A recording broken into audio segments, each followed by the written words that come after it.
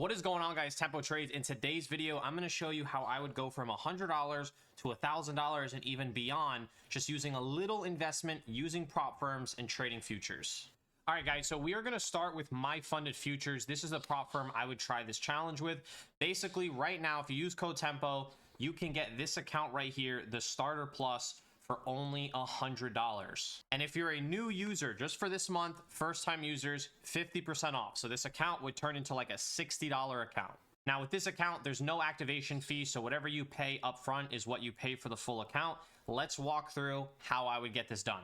All right, so my funded futures has a 2-day pass program for that account specifically. So the best you can do, since you need a 50% consistency rule, is 1500 on day 1 and 1500 on day 2. Okay, if you want to take this a little faster and a little bit more aggressive, this is how you could trade the evals. I will show you how to find good trading setups, and you could pretty much just go very aggressive and try to pass this in 2 days. Now, if you are a beginner and you want to take it a little slower and treat it as a funded account, then you will risk the normal amount, and we'll go over that. All right, so here is the meat and potatoes of the video. You need to be following a checklist. If you want to do this checklist, you can, but I have extensive backtesting data going back years and years showing that over a long period of time, this has a 70 to 80% win rate. If you make sure at least 3 or 4 of these checklist numbers are present in your trade, you will have a very, very high win rate. We're going to look at some examples, but again, you know, if you just spam random trades with no rhyme or reason, you are not going to be able to do this very easily, the $100 to $1,000 challenge. But if you make sure every single trade has intention, has purpose, and it's a valid setup with good confluences behind it, you are going to be able to succeed in this very, very easily. All right, here's the second thing we need to look at. So how much are you risking? Again, if you want to trade the evaluation account aggressively and pass it quickly, this is not for you. If you want to pass the eval and treat it as a funded and take it slow, I would risk $200 to $300 per trade.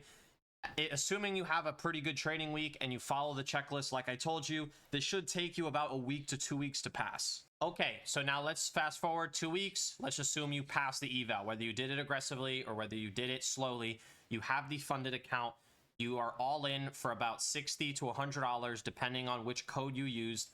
How do you get this to $1,000, right? Now we're going to look at the checklist during the 9:30 to 11 a.m. kill zone. Why that's important? This is the time where there is the most buyers and active participants in the market. You're going to get the best liquidity, the most consistent and clean moves. So you want to make sure most of your trades are inside of that window. The second thing is on the right side of premium and discount. If you are not familiar, premium and discount is basically just this. Okay, if you have a range of candles, okay, you're going to have candles up here and you're going to have candles down here. The midpoint is something where price will always gravitate back towards the midpoint, okay? Whether price is trending upwards or whether price is trending downwards, at some point, price will always retrace to the 50% level and either bounce off of it and continue the trend, or it will go through it and break that trend and start a new one, okay? So making sure that you are shorting at the top of the range, right?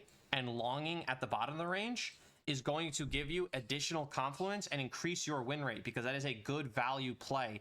And again, if we're in a 300-point downtrend, you don't want to be shorting. You've already missed the move. You want to uptrend and try to hit that reversal back to the midpoint, you know, and try to catch the start of a new move. All right, number 3, major liquidity sweep. So again, this can be a 3-hour sweep, or 4-hour sweep, sorry. This could be an hourly sweep, previous day high, previous day low, London high low, Asia high low. You need a sweep of major liquidity, because a lot of the time what's going to happen is something like this. You have the Asia low, there's a ton of liquidity resting at this area. Once price sweeps that area and, you know, attacks it, you're going to get a reaction, because there's a ton of stop losses and sell stops, or buy stops, I guess in this case, in that area, which is going to create that reversal pattern, right? So you could see we hit that Asia low, and instantly we get 1, 2, 3, 4, 5, 6 green candles in a row. So that's why these major sweeps are very important.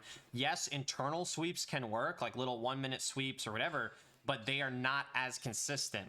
Point number 5, strong momentum above or below the gap. You know, you can use the example in this screenshot. You can see right here, this black candle goes right through the gap one time. We don't consolidate. We don't chop around. Momentum is everything, man. Momentum and reactions is everything, not even with ICT, but just trading, you know? If price slices through that gap like it's not even there, I'm very, very confident that we are going to get that reversal and I'm on the right side of the move. You know, if we have chop and price is just low volume, consolidating, chopping inside of a box, I am less confident that I've pinpointed the exact move that I'm looking for. All right, so now we have the funded account. We're ready to take a trade. We understand the checklist. We are all in for only $60 to $100. How you are going to do this is by taking good setups. Let's look at the chart right here. All right, if we just go on the higher time frame to see where we are at, we have this 4-hour low, okay? This 4-hour low is a major sweep of liquidity, and we are also inside of this 4-hour fair value gap, right? So not only are we expecting price to hit this 4-hour low and reverse, we also are expecting price to tap into this 4-hour gap and then reverse. So you have two confluences right now that are telling you this could be a very good area for price to begin an uptrend. So now we have the higher time frame narrative. We know that this is a good reversal spot. Now we need to drop down to the lower time frame and find an entry to actually get in, okay? We use the inverted fair value gap. So we would wait for one of these fair value gaps to enter, and then we're taking a long, okay? Why would I not take this lower gap? I do not like taking longs right into another fair value gap, okay? Imbalances are going to make what price fails, or guess what plays fail, right? Imbalances, price is going to chop at fair value gaps, order blocks, volume imbalances, BPRs, all of that good stuff, right? That is what's going to make price struggle and maybe even reject. So I don't like the lower gap. Right here, you see we have a higher 1-minute fair value gap. And I actually put my indicator on so you could see that a little bit better. So now if we take this higher 1-minute fair value gap, there is no other obstacle standing in our way until all the way up here where that next gap is. But you could see by the time that happens, we're already going to be up 30 points. That is a perfectly fine trimming area. And we can, you know, take some partials and then go break even. So now here's where my entry would be. I would enter long as soon as the candle closes over this fair value gap. And again, TP1 is pretty much when we hit this higher gap for about 27 points. Something else I want to show you, we would risk about 15 points here, 15 to 16 points. So if we go to our sizing chart, this is in my Discord. So if you want to access this for free, this will give you exact, you know, numbers based on what you're trying to risk in terms of points, how many contracts you should trade on MNQ and ES. So you could see $300, $200 risk, and $400. For the sake of the video, we're going to use $300. So if we are risking 15 points, we should be going about 10 micros right here. So we would be entering 10 micros right here. As soon as the candle closes, we are in long. And now you can see our first TP gets hit there. I would probably trim about 5 out of 10 micros right there. Right, and now you would move your stop to stop loss break even, meaning if price comes back to your entry, it just hits your break even, you don't take any losses, and you get the profits from that first partial. So now I'm holding 5 micros. My next take profit would be these New York AM highs. Again, when we talk about liquidity, these highs should have a lot of liquidity because, again, in that window, the high and the low, those are just major points, right? Those are major areas. So you could see on the left, this is where the 930 window started.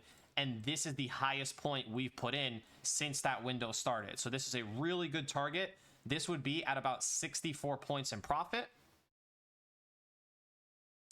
That gets hit right there. And I would probably trim 3 out of 5 of my remaining micros.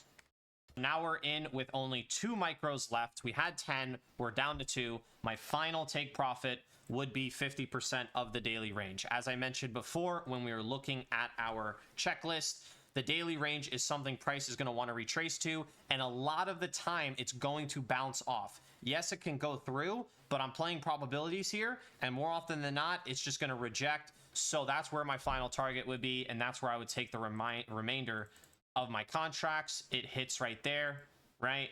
We would be trimming 2 to 2 trim there. And now we are out of the entire play at that point. So this right here is a 6 to 1 risk to reward, guys. So, you know, even though we didn't hold the entire thing, we were risking $300. You would easily be making $600 to $800 off of this trade alone.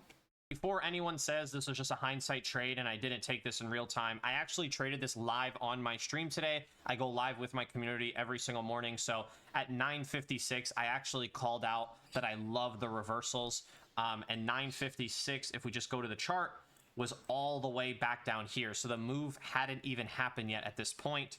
You know, we called it out the whole way through, and I actually took this trade on my funded accounts. And all of these members who are trying to do the same exact thing as you watching this video are probably trying to take a very small investment like $100 and, you know, expanding and scaling that all the way up. And that's the power of prop firms, man. With copy trading, you can use some insane leverage and make some insane gains. So I personally have over 20 prop firm accounts, and just on this trade alone today, I made $20,000 across every account, right? Did I make that per account? No. But when you compound those gains and you just use leverage, it's pretty crazy what you can do, man.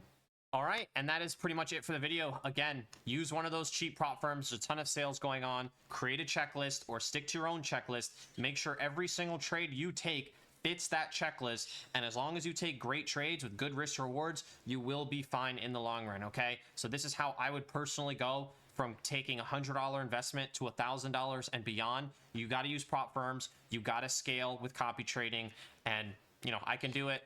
If I can do it, you can do it, man. So I'll see you on the next one. Let me know if you have any questions. Peace.